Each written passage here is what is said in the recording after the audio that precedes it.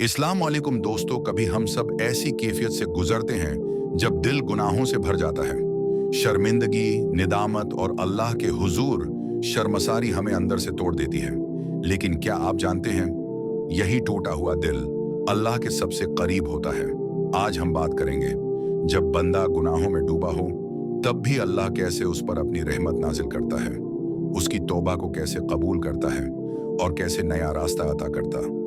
अल्लाह कुरान में फरमाता है, ऐ मेरे बंदो जिन्होंने अपनी जानों पर जुल्म किया है, अल्लाह की रहमत से मायूस ना हो। यकीनन अल्लाह सब गुनाह मुआफ फरमा देता है, वही बख्शने वाला, निहायत रहम वाला। हाँ, ये आयत एक ऐसे दरवाजे की चाबी है जो हर टूटे हुए इंसान के लिए है।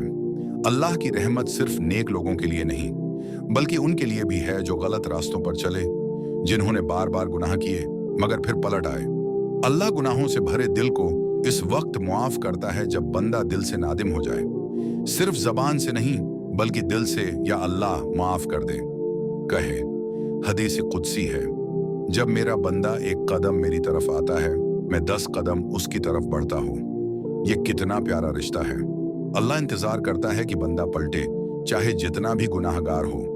रसूलुल्लाह ने फरमाया, हर इंसान गुनाहगार है, लेकिन बेहतरीन गुनाहगार वो है जो तौबा करे।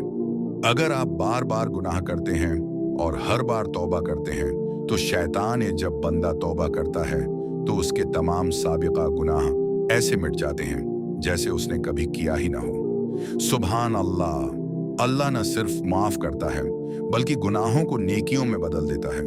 अगर तुम आज गुनाहों में डूबे हुए हो, शर्मिंदा हो और सोचते हो कि अल्लाह तुम्हें माफ नहीं करेगा, तो ये सोच बदल लो।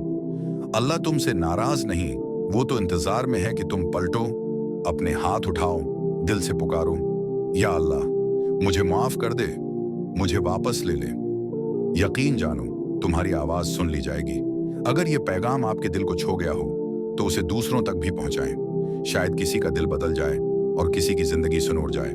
याद रखें, अल्लाह सबको मौका देता है, आज वो मौका आपके लिए हो सकता है।